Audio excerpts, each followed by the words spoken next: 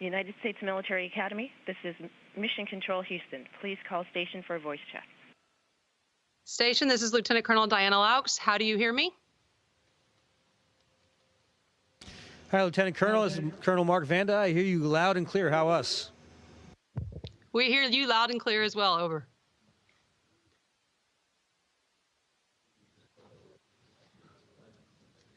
Okay, at this time, I'd like to introduce Colonel Ed Nasons, who is the head of the Department of Physics and Nuclear Engineering, for a few opening remarks.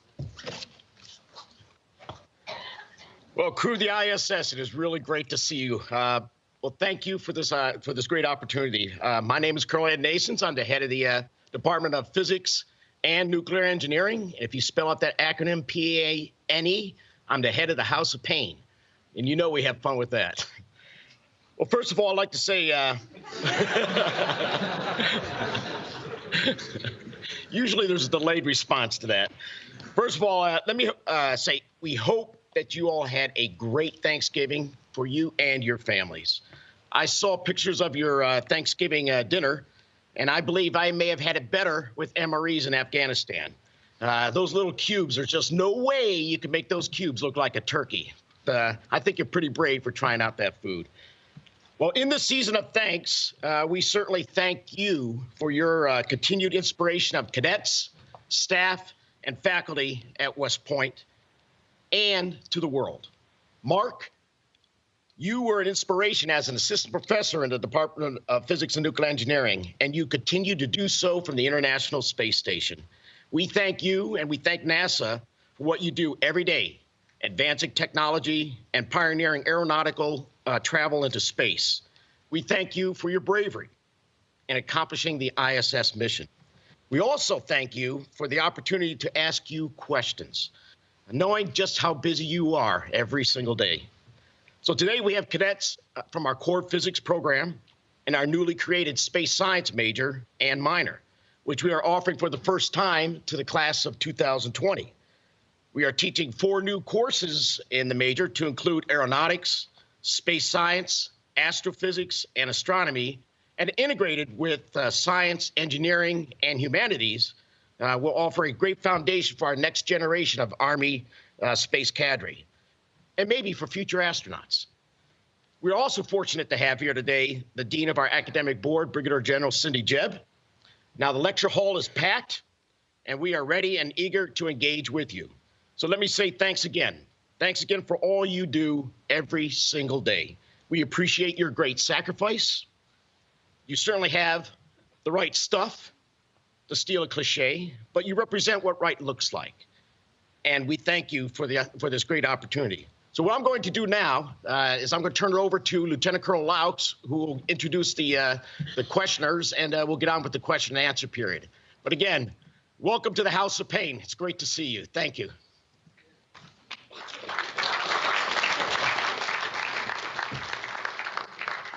So, gentlemen, we'll begin the question and answer session. The cadets will come up one by one, and we look forward to your responses. Gentlemen, I'm Cadet Adrian Barraza, and this question is for Mark. Sir, what is your fondest memory of West Point?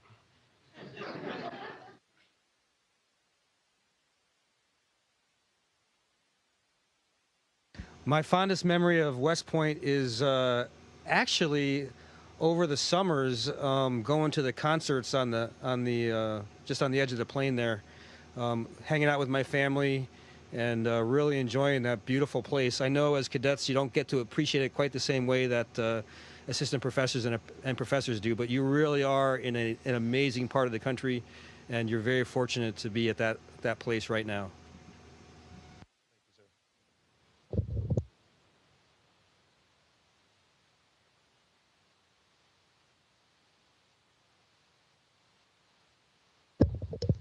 Hey, gentlemen, this is Cadet Liam Fulton. This next question is for Randy. Sir, my question is, what is the most challenging part about being an astronaut? Obviously, as a Marine, the biggest challenge is working with Army people. I figured I get to say that. My father was in the Army, so each generation tries to improve on the previous one. So, you know, I get to make comments like that.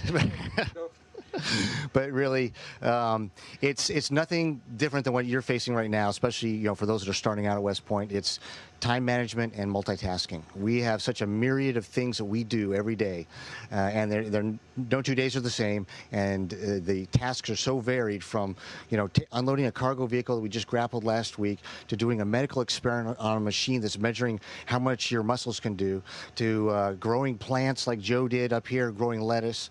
It is amazing how much different stuff we do, and you may not have recency of training, but you've got to be able to approach that task, be very thorough in it, and if you're, on time, great. If you're ahead of the clock, even better. If you're behind, you still got to pay attention and not worry about rushing off to your next task, because you got to finish the one that you're working on properly. So that's probably the biggest challenge we face up here on a daily basis. Thanks, sir.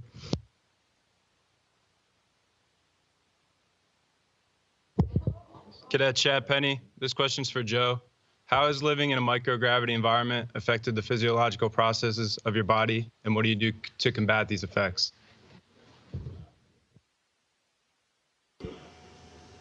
I think this is going to be one of the toughest interviews that we've had with these questions you guys are sending us. But, of course, some of the big things we're looking at is muscle atrophy and the loss of our bone density. So we work out for a couple of hours every day, which is kind of nice to have that on your schedule. We have resistive exercise, and it feels just like you're lifting weights back at home. We also have a treadmill and a stationary bike, so we use those on a daily basis. We're learning a lot still about the body. We're having some issues with our eyes, so we're studying that as well. The digestive system seems to work pretty well for most of us, so the body adapts pretty well. Thank you, sir.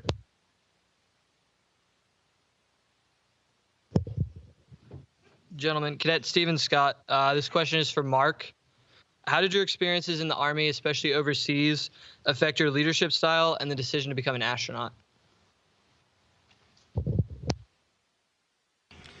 That's a great question. The first thing I would say is leadership-wise, my experience taught me that there are lots of acceptable solutions to any problem typically, and by empowering your soldiers to pick the solution that's a feasible one that they're invested in and they chose, you can really get a lot accomplished, and people enjoy executing the plans that they have worked so hard to make up. It's also taught me that we have a lot more potential than we sometimes believe, and especially at your age, there's a limitless possibilities out there for you, and most people, I think, don't maximize that potential, but recognize that don't ever self-limit yourself. Go ahead and keep pushing forward and say yes a lot when those opportunities arise. Thank you, sir.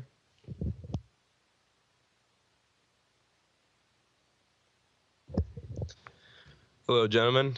Cadet William Morningstar, and this question is for Randy. What does it feel like to go outside the space station and fix something? So, like, what does the sun feel like?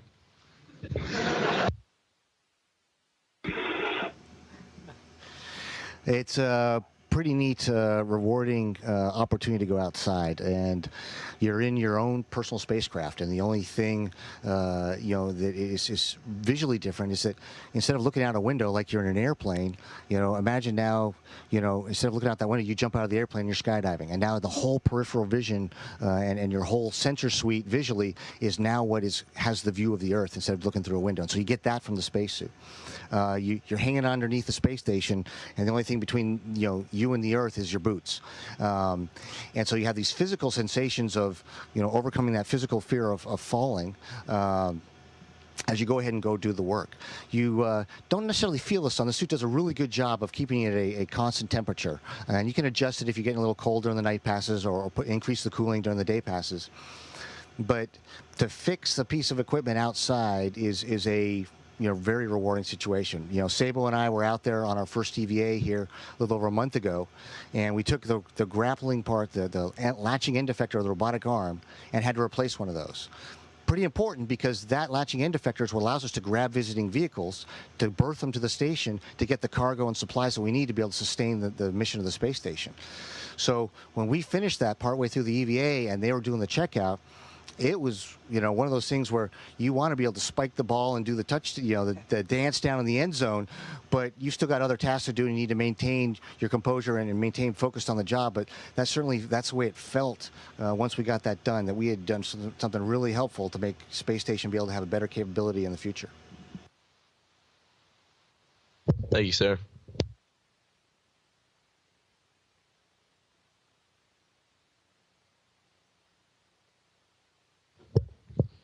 Good morning, gentlemen. Cadet Kavan Moreau. My question's for Joe.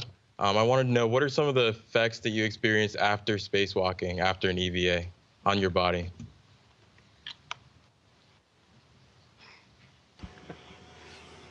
Yeah, like Randy said, hunger. So we get into the suit a few hours before we even go outside, and then you're outside for anywhere from 6 to maybe 8 hours. So it's a long period of time. We do have some drinking water, but no food, so you're definitely hungry when you get back. But you're also physically tired. I know even the next day when it was time to work out, I was worn out. I felt tired. You're inside of a pressurized suit, so you're having to fight that pressure. But apart from that, there's also a pretty severe mental fatigue, because you're out there for this long period of time, and every action that you take is important. Whether you're just moving from one location to another, or you're installing something, you've got to focus on all of that. So imagine everything you do for over 6 hours, you have to be very, very deliberate. When you get back, your brain is tired. So as tired as my body was, I might have been more mentally fatigued as well. Very interesting. Thank you, sir.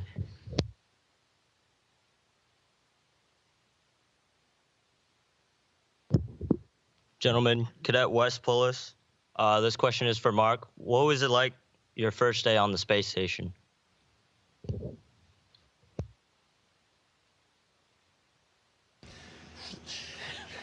So Comrade was alluding to the fact that we started off very, very busy when we got up here. However, what I think he might not remember is the first 24 hours after we got here, I was supposed to rest. And I was so excited to be up here that I didn't rest at all. You can imagine spending about a decade really training for this moment. I'm finally on the space station. I could not possibly get myself to close my eyes. Comrade took me over to the window, got me to look out and see the horizon of the Earth, and that beautiful jewel in this complete blackness of space shining in the sun. It was really hard to take it all in.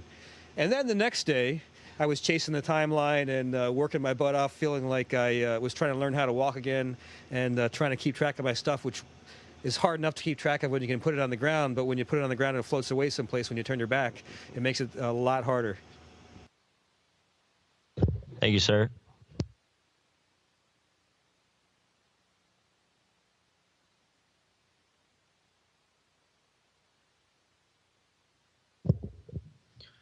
Good morning, gentlemen. Cadet Matthew Volpe. My question is for Randy. Of all the experiments you've conducted, which is your favorite and why?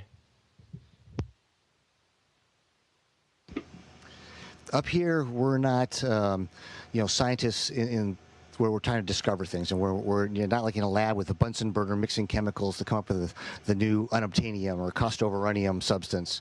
We're up here executing what experts on the ground, their experiments have been designed to do, and we execute the procedures up here. And so one of the ones that I got to work on a couple months ago was one where we are growing lung tissue, and up here in zero gravity it grows differently, and we were using different substances to go ahead and clean it out as it goes ahead and grows here in microgravity, and then fixing it so it could go down to Earth and be studied. Well, that particular lung tissue was being grown because it is being developed to have cancer-fighting abilities, and we, our previous crew member dubbed it cancer-seeking missiles, and so that was something that was real world application of something we're doing up here that hopefully will make life a lot better back on Earth. Yes, sir. Thank you.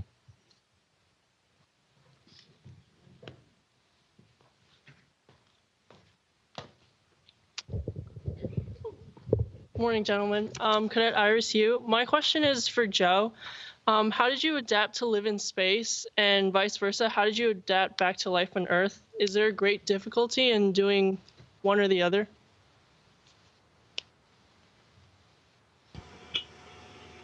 I think they both have their challenges, and what's neat about coming up here is noticing how quickly the body adapts to being in space. Of course, you have kind of the normal, what you can call space sickness, where your inner ear is not feeling right, the hairs don't know what to do up here in a microgravity environment, so you don't feel so great. Usually, my first 24 hours, I'm on the edge of getting sick, not quite getting sick, so not feeling 100%. But once that goes away and the fluid shifting goes back to a more kind of neutral state, it's almost like we were born to be in space. We talk about it often, how we want to get over there and we know how to push off, we know how to use our feet to hang on to things, and it's just a supernatural feeling. And then going home, when you land, you wonder, how do humans live on this planet? Because, that gravity, I don't know, you learn about gravity in physics, but it's strong after you've been up here for a few months. So even just moving your head and walking it's pretty difficult. But again, the human body is pretty amazing. And within, a few days, you're feeling really, really good. You're driving a car within a week. And in about that same time, you're out running outside. So they have their challenges, but the body is amazing how it adapts going in both directions. Thank you, sir.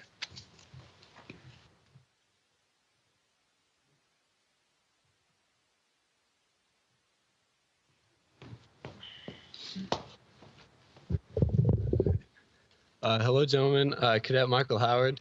My question is for Mark. Can you describe the Kestrel I mission and the role you played in it? Sure. The Kestrel I mission was to see if there was an inexpensive way to provide imagery at as low a possible level to tactical commanders.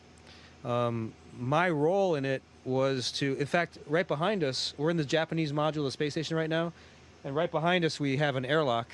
There's a slide table that comes out. My role in it was to mount that satellite to that slide table and then transfer the satellite into the airlock, and then the ground control teams brought it outside, grabbed it with a robotic arm, and then the next day or two, I can't remember exactly, my job was to photo document and videotape the launching of that satellite from that robotic arm. Thank you, sir.